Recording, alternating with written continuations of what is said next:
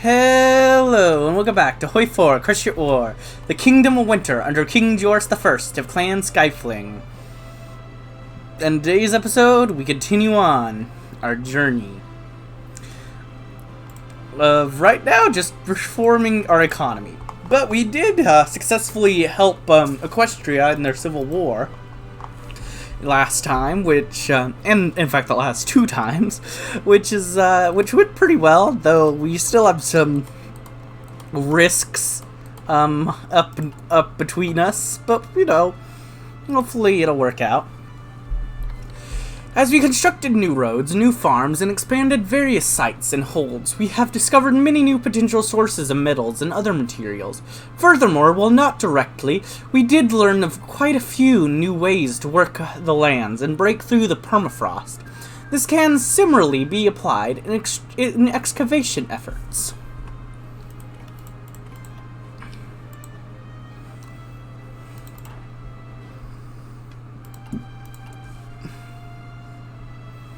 There we go. That's going a lot quicker now.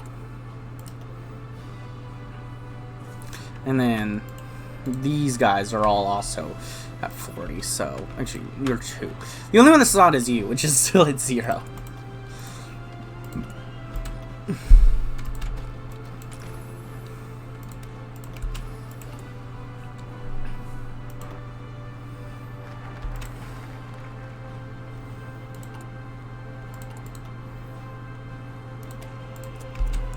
Help the shaman teachers. Most of inventions and capabilities of polar bears that are considered universal of sorts were spread by the wandering shamans who traveled between holds to teach the young. Perhaps if given material to understand many modern innovations, they could spread such knowledge around in a better manner than we ever could. Let's give us some night operations. That could be useful. Oh no, you're completely failing this surprise attack you're doing right here. Yeah, that went horrible for you. You sent them packing. Our territory and lands are safe from their clutches once again. How many more times they will try to destroy us, who can say? But the world knows that our glorious army has once more saved us from certain doom. Yes! Oh, they're trying again. Doesn't seem to be working out either, though.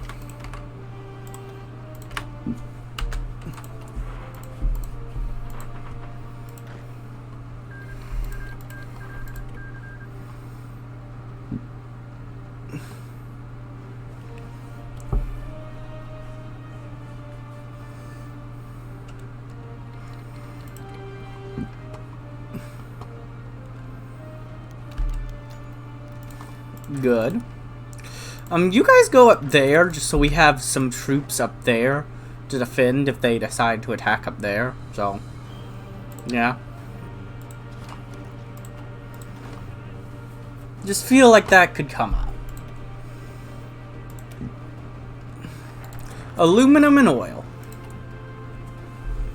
The clans of Swatspels and Anchor sit on plentiful veins of resources, yet before one could salivate on the thought of ever reaching them. But now we possess knowledge and means to reach these rich depths of the earth.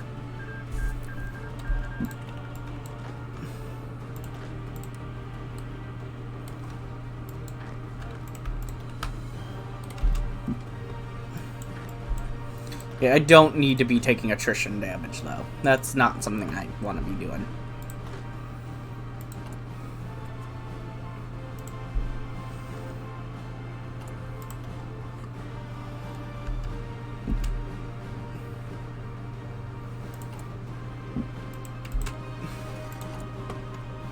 Alright, let's trade some more with Equestria to keep up that. Alright, we're finally gonna have our current army, you know, at a spot where I can actually, you know, have a fully up army. Though I do want to get a truck. So I am gonna lower you down by 1. Sorry.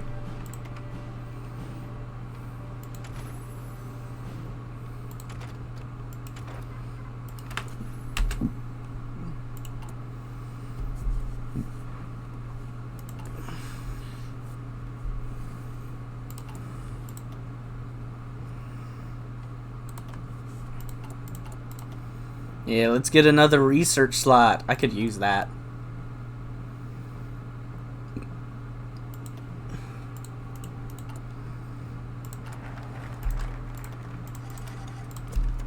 Established the Northern University of Industry. We've achieved much through networks of information sharing and simple traditional methods adopted to the climate outmatching modern ideas not suitable for the environment. But one must admit, there are limits to what one can achieve without institutions of learning and research. True, very true. A very intelligent thought to have.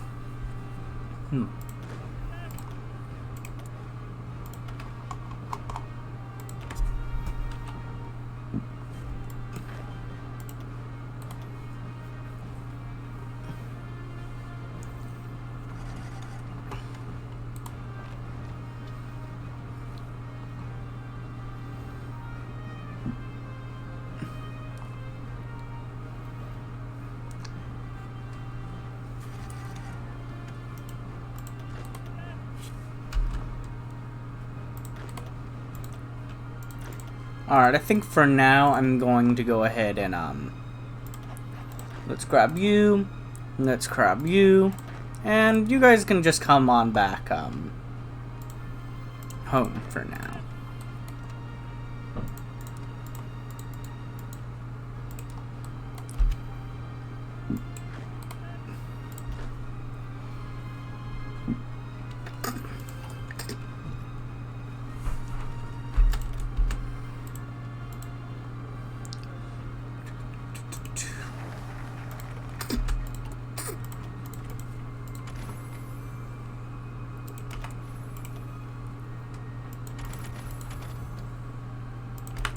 Now let's get these up. Crystals from Key Lake. After the expulsion of the clans of Eastern Key Lake to their allegiance with the Changelings, the crystal mines fell into disarray. But now with whelps and servants freed up, not needed to tend to farms and to hunt, we can yet again tap into the magical power spawned from the depths of the world.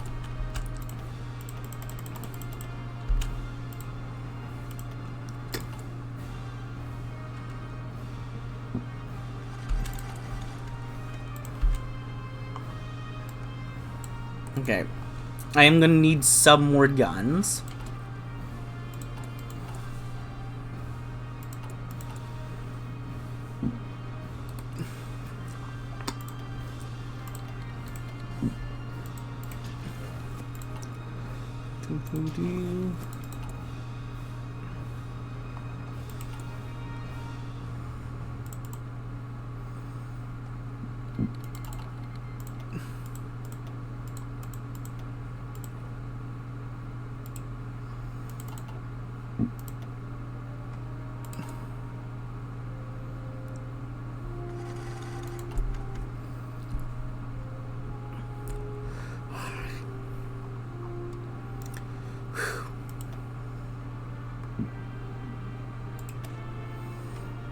The Iron Heart of the North.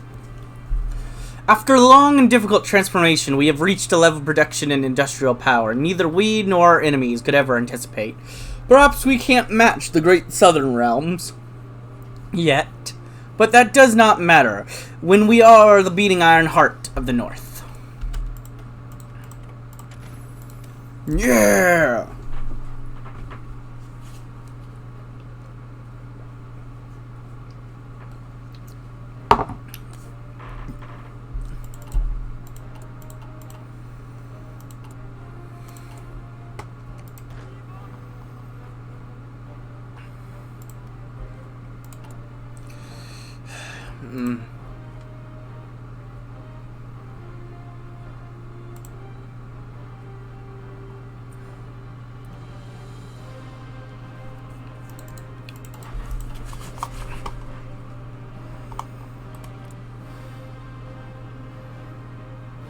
Yep, now they're having to deal with, things. Though we'll still work with them no matter what they have in charge. Because their options, none of these are something I'd hate. to work with completely. Especially with these sorts of enemies around. Yeah, I'm totally down to work with them.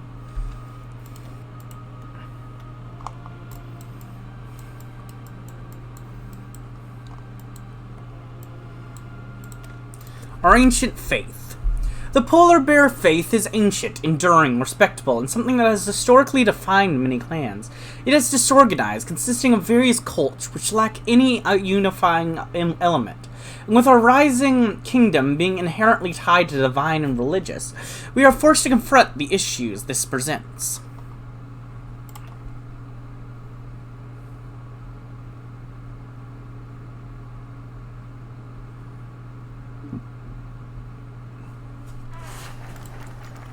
The many faiths.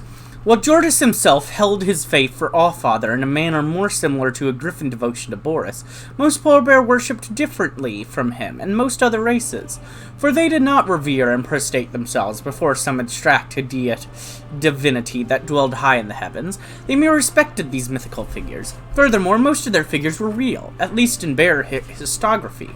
Great creatures that crossed the veil into the eternal world of spirits. Perhaps these myriad cults, respecting different creatures, could be compared to the ponies' respect towards the alicorns.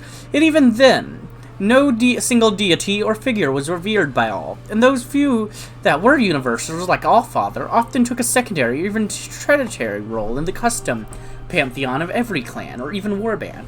Furthermore, there was no universal way of showing respect for these figures.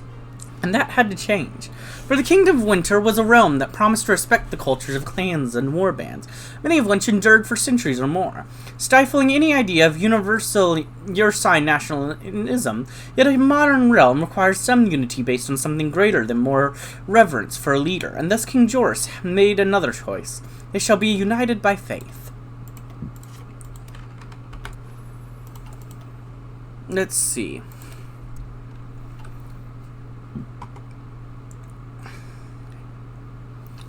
I'm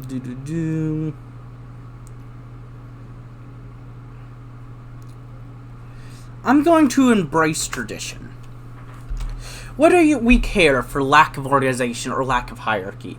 What are we griffins or ponies who need creatures in robes tell them what and how they worship? Let every Ursine worship whatever ancestor, god, or mythical beast they desire, as long as they acknowledge Allfather above all, and can defend their faith with physical might. Worrying. Yeah, very worrying. Changeling Equestrian border having issues is, extremely worrying. But they're doing quite the build-up, since they don't have to deal with, certain things anymore. The decentralized tradition. Joris roared, roar, as the last of the challengers fell upon the unbreakable permafrost. Few shamans challenged him when he made his choice, yet there were still brave or stupid ones that believed that his choice was wrong. It seemed against his own better judgment to leave so much autonomy, and as much freedom in how bears' ways of faith could grow or develop. Yet perhaps it was for the best. But he had decided that all Ursins could revere whatever mythical figure they wanted, and there were many. Fenrir, the direwolf, Gallenbursty, the industrious bear, the great raven were the most notable and important in myth. Yet if one gazed across clans and warbands, they would find countless other. The rage-filled mountains, the great serpent, the first owlbear, the eternal, Grafitkin, tyrant of the frozen shore, Mechas, lord of machines, Zal. The names could stretch for books, and perhaps would still not mention all figures that were respected by one warband or the other. However, after somewhat bloodless reform and only a few dead religious figures, a shift was happening. For now, shamans were spreading an aspect of faith that had not existed before, the central and absolute position of the Allfather, as a figure that all bears must revere and respect to some degree. And hopefully such universal divinity would ensure a sense of unity and endures even after Joris passes. Allfather is the despot of us all. So we're not doing a new era. What was once a dozen clans now sounds a single state, prepared to weather the storm in the new era. It only makes sense that every pre-unification institution follows suit. Thus, the different cults, ways of worship, and reverence will be forged into a single organized faith, something never seen before in Polar North. We're not doing ritualistic forgery. Many polar bears are industrious, and perhaps to no surprise, somewhat religious, manifesting their faith and talent in ritualist forging for various weapons. It's reason enough, many of these alleged magical experiences led to different results. With our newfound religious unity, perhaps one could forge the ultimate forging ritual. We're not doing every polar bear shaman is a fearsome warrior, but this is not their true worth in combat. Rather, they seem to be able to tame the wildest impulses of other bears, channeling them into cold and organized hate. With shaman numbers swelling, we can spread them out to achieve such an effort, not just for single units, but across the entire army. And we're not doing the over-skitcha. The Griffin faith has their archons, representatives of gods in the physical world, that rule over to what amount states within states, using the divine power granted to them to bring greatness to their state and honor their gods. And a very simple question arises from that. If Wellington have their archons, why can't we have our own? We're not doing any of that stuff. That stuff's stupid. We're not doing that. That's stupid. We don't do that sort of stuff. That's dumb. That's other people's stuff. Ignore that. Ignore that completely.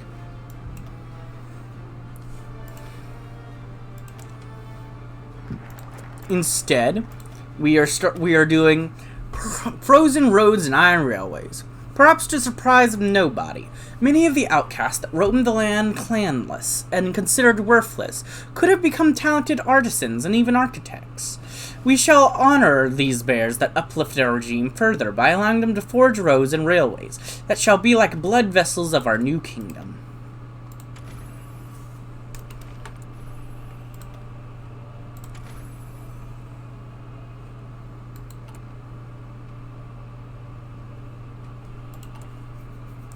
Assist wanderer shamans. Just like how we do not need self-proclaimed holy creatures to tell us what or how to worship, neither will shamers be chained by politics and doctrine. But that doesn't mean that the state and faith will have no connection. Rather, while we won't dominate them, the new infrastructure allows for some indirect influence. Sponsoring wandering shamans. We've got this, just seeing if anything has descriptions. Okay. Protector of the Faith. The King of Winters, blessed by Allfather himself. Some even claim that the current king is a descendant of the great god. All this means that just like the Allfather is the king's spirits and gods, being able to tap into their ununited might, so does the King of Winter represent the united might of our faith in the material realm.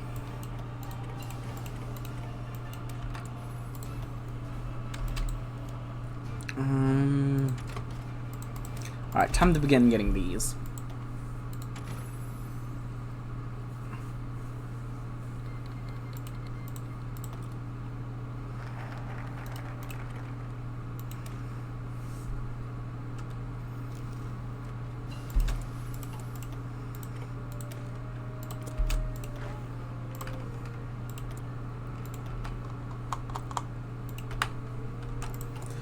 A rising kingdom. It has been a difficult and strange road for Ursan kind, but finally after 2 unification wars, and great and unexpected reformations, we are ready to emerge to the world. Not as a bunch of clans, or a simple community, no. We are the Lords of Winter, let the world tremble. And there goes a great war. Good time to become a rising kingdom, huh?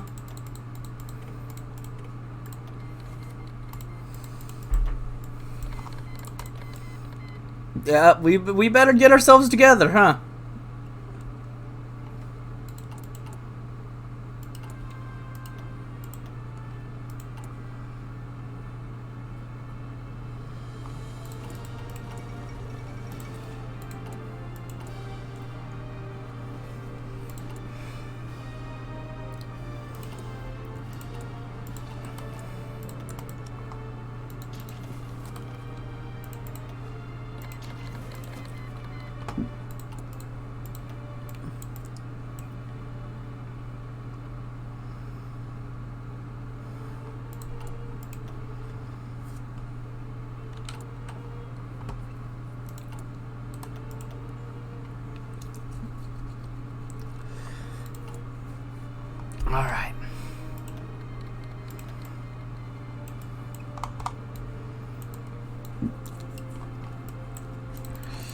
Equestria, I hope you can hold on out. I see that you're being forced to work with the Crystal Empire. That must be, awkward, but, you know.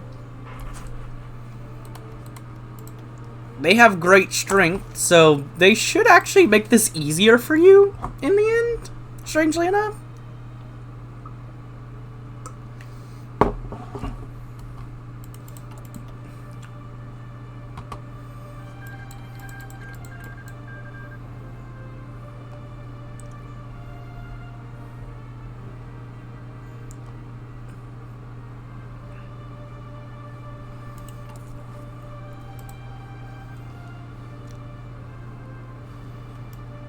Let's get you just because you give the compliance gain.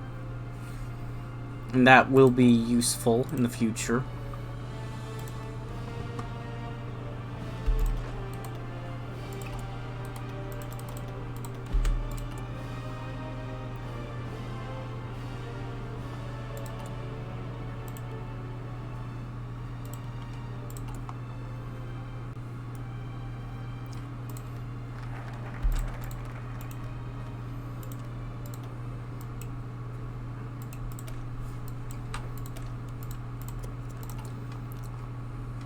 Invite the Thunder Lords of the Switspills to the court.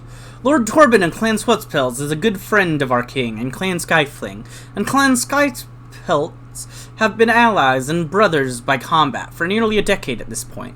It would be absurd if we didn't invite their elders to the royal court. Yes, we would have done so sooner, but we've been distracted. Things have been busy.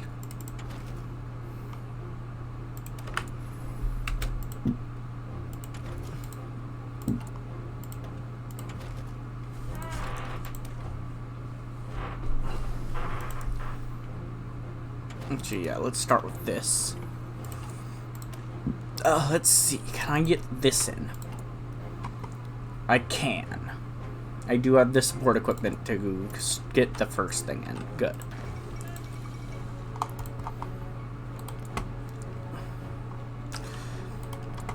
So yeah, I kind of wanted to go for them now, because I don't know if I'll actually be able to get it. I think they're just gonna win without me. And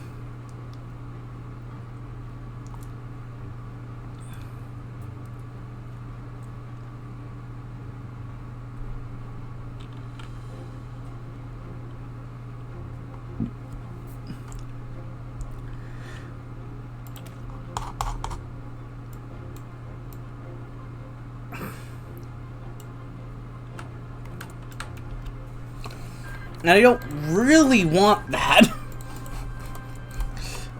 Strange, I mean, so, and,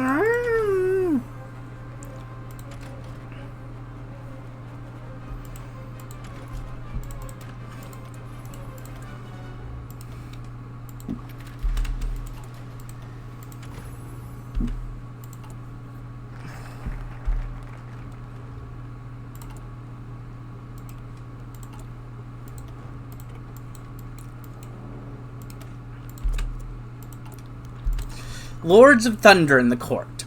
A great march of warriors entered the capital, each clad in full thunderplate, yet still numbering in the thousands, a great luxury that was only possible by the long history of great victories of the great clan Swatspels.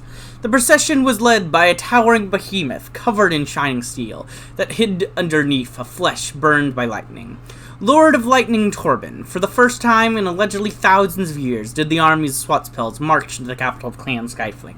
If this was done not as enemies or conquerors, rather as Lord of Thunder met the despot of all bears in the great plaza at the core of the fortress city. They embraced each other in a half-wrestle of a hug, with a force enough to crush a tinket.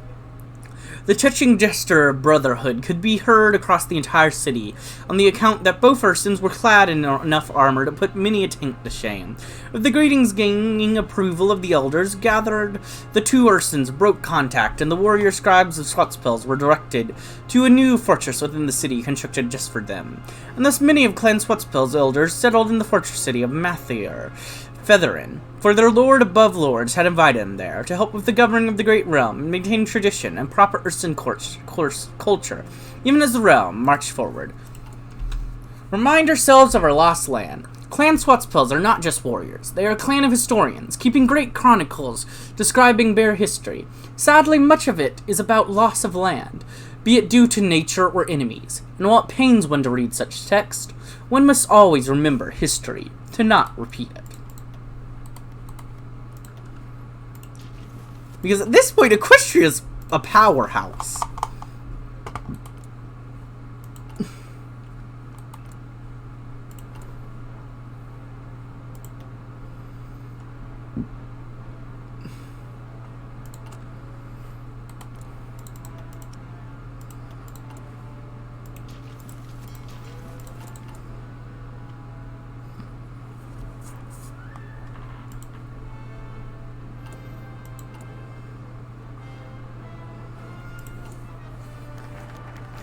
All that was lost. What is this? Joris questioned as he gazed onto nearly a half-dozen tomes of seemingly newly written and bound text. Your legacy, Torben picked up one of the great volumes and gently opened it up near the middle. The page depicted iconology of a clan that Joris had never seen before, surrounded by variations and explanations. The other was taken up by a long list of succession of leaders with dates, who and when won the right to rule. Somewhere around the middle of the leadership transfers to Clan Khan, and then near the end, to him as Joris of Winter. I do not understand or care much for the accession that so many other races have with succession and specific inheritance of titles. The Lord of Thunder closes the tomb, but I know the rules, and in these tombs I gather the historians and symbols of every lost clan and ancient despot who ever ruled anything. What lands they occupied, who seized said territories, and transferred the legitimacy, all until we get to you. Even Tyrant of the Frozen Shore and Despot of Bugbears, Joris equipped. The Lord of Thunder grumbled like a mountain in response, his laughter deep and growling. I respect your prowess, my friend, but I doubt even you could sail the frozen sea and take Fedina, even if I carved a way through 20,000 years of lost history to give you a claim. Unless... Well, Fedina's now the end goal of the series. Let's go. We're gonna take back Fedina. That's the end goal. You gotta take Fedina. We're gonna do it, okay, guys? Even if we fail to take Changing Lands or anything like that, we're taking Fedina. Fedina's the end goal. We got this. Okay? We're gonna take Fedina. Fedina is rightful polar bear land.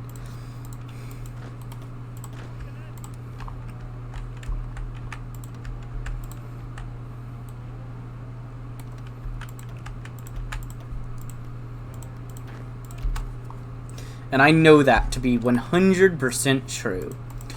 Continue that random tiny amount of naval buildup because we're gonna need it eventually. Not now, not anywhere close to now, but definitely eventually.